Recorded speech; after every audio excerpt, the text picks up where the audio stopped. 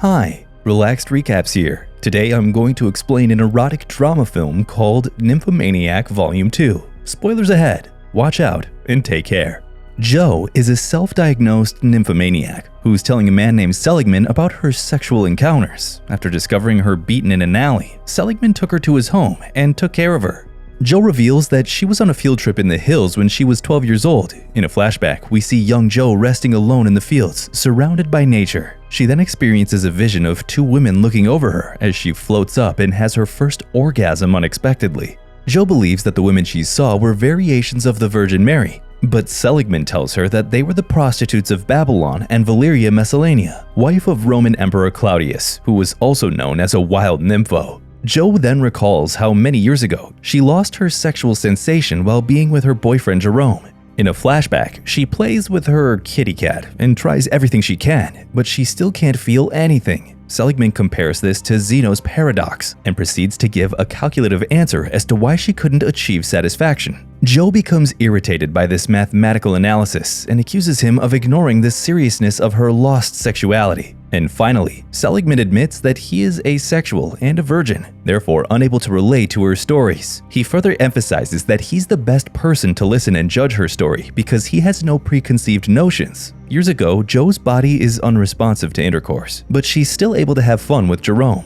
During this time, when she's unable to feel physical desire, she's also enjoying domestic comfort for the first time since Jerome moved in with her. She eventually becomes pregnant after being negligent with birth control pills, and a few months after that, she gives birth to a baby boy whom she names Marcel. Even though Jo no longer feels sexual pleasure, her nymphomania remains, and she continues to demand that Jerome have a lot of intercourse every day, which finally gets exhausting for him. One day, Jerome tells Jo that he admires her adventurous attitude, but is unable to please her in the way she desires. He wants to maintain their life in bed, but Jerome also suggests that she take on new boyfriends to help satisfy her hunger. The next day, Jo disguises herself as a piano teacher and carries Beethoven sheet music. She then stops her car in the middle of a one-way street and removes all of the spark plugs. Shortly after that, a male driver stops behind her and she asks for help. All the men who've been delayed by her stalled car are now trying to figure out how to properly repair the spark plugs. This allows her to seduce men while a large crowd gathers around her, and when Jo returns home, she finds Jerome and her son waiting for her. There's an uneasiness between them, and he punches into the wall in an attempt to hide his jealousy. 3 years later, Jo is seen with Marcel walking in the park.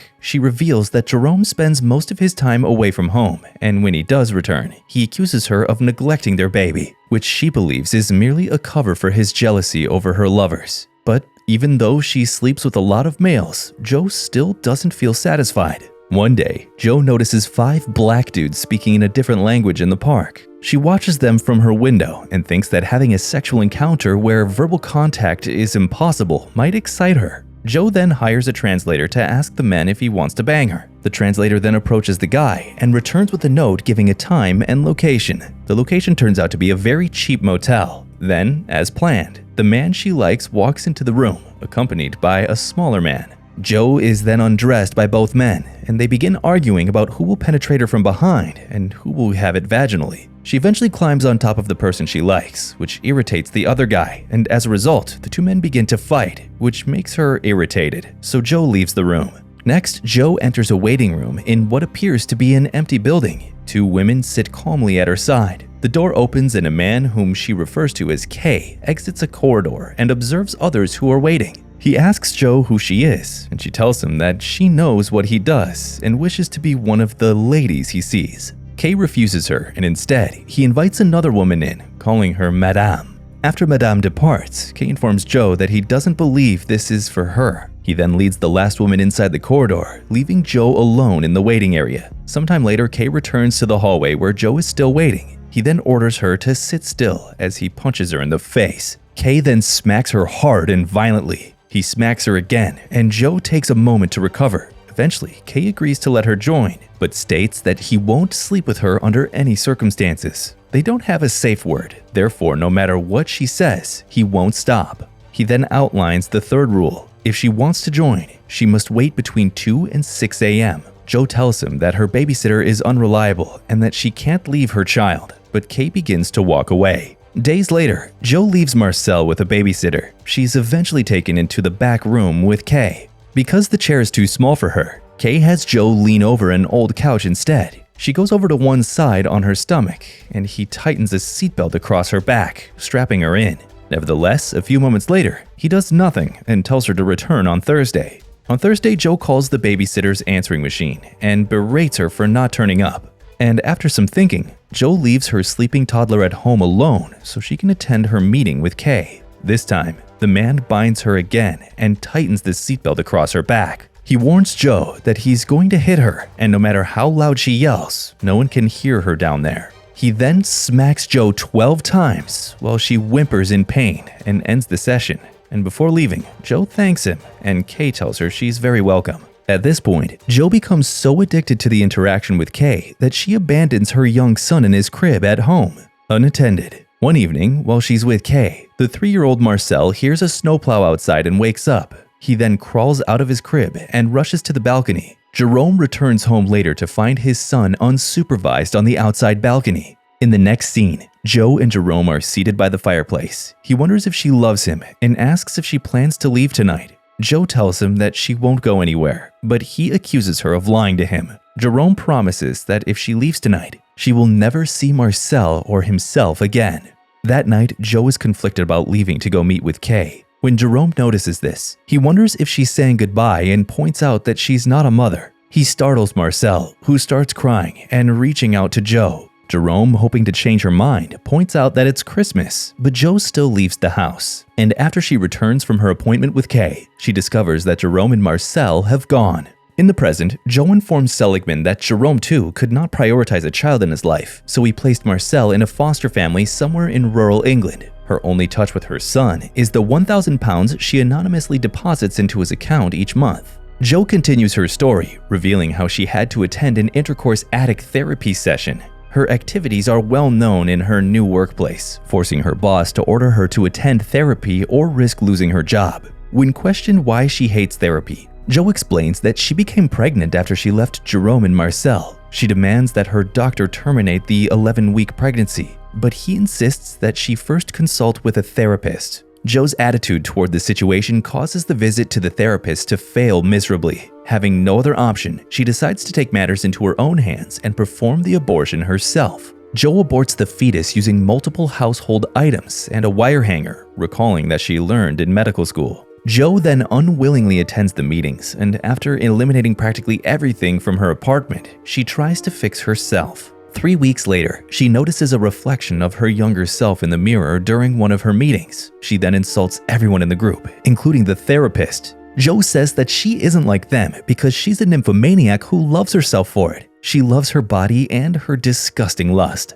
Realizing that she has no place in normal society, Joe meets a man named L who introduces her to organized crime. She then works as a debt collector, relying on her deep knowledge of men, sex, and sadomasochism. She recalls a memorable house call she made to a man she initially found sexually unreadable. The henchman trashed several of his belongings, but the man appears unconcerned. Joe takes down his pants and tries several scenarios to see what will stimulate him, such as sadomasochism, homosexuality, and so on. However, he doesn't respond to anything. As a final resort, she tells him a story of a boy playing in the playground who looks at him, sits on his lap, and asks if he may come home with him. Due to this, the man's erection grows stronger, and he eventually agrees to pay her to get her to stop. Joe then feels sorry for him and performs fellatio on him. In the present, Seligman is confused as to why she would feel sorry for a pedophile. Joe tells Seligman about her strong compassion for people born with prohibited sexuality. She empathizes with the man's loneliness and status as a sexual outcast, and she admires him for going through life without acting on his irrational desires. After a few years, Joe's debt collecting business expands, allowing her to make larger anonymous deposits to Marcel.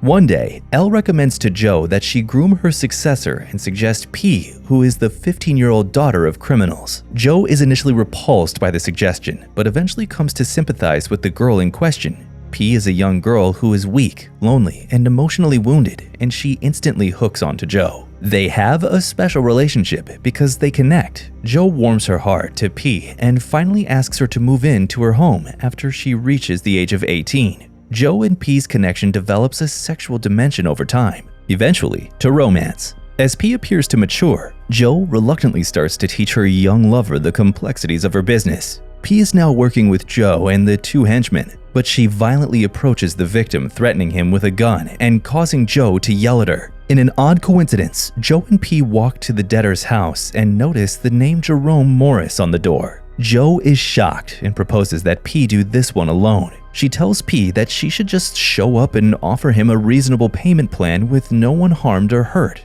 The girl then rings the doorbell and walks in with the two henchmen. Now, Joe reveals that Jerome was supposed to repay his loan in 6 installments. She becomes uncomfortable and restless whenever P goes to his house to collect. Several moments later, on the evening of the final payment, P does not kiss Joe goodbye. She becomes skeptical as the hours pass by. Joe lies in bed expecting P to appear whenever she notices a car light in her window. And finally, Joe arrives at Jerome's house and notices the two henchmen sleeping in a car parked out front. From the window, she notices a naked P in the kitchen and Jerome sneaking up from behind to hug her. The next evening, Joe takes the gun she seized from P out of the closet. She returns down the alleyway and stops when she notices Jerome and P kissing. Jerome then walks straight by Joe, who points her gun and pulls the trigger. But nothing happens. She tries again, but it just clicks. After a while, Jerome punches Joe in the face and begins brutally assaulting her while P stands by silently. Following that, P and Jerome become intimate in front of Joe, and the girl urinates on her before departing. Moments later, Seligman discovers her in the situation and takes her home with him. In the present, Joe informs Seligman that she still has no idea why the gun didn't work. She had checked to see whether there were any rounds in the gun and had removed the safety. Seligman reminds her that no one can shoot a Walter PPK unless they rack it by pulling and releasing the sliding mechanism.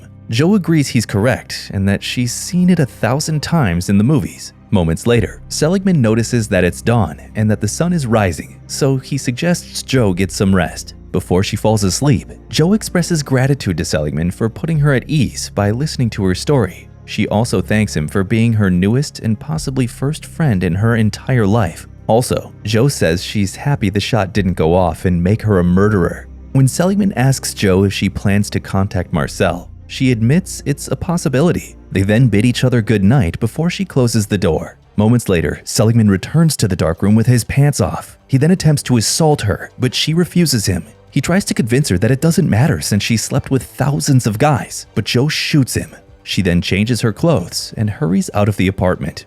If you like this video, make sure to subscribe and turn on notifications so you can watch more videos like this. Thanks for watching.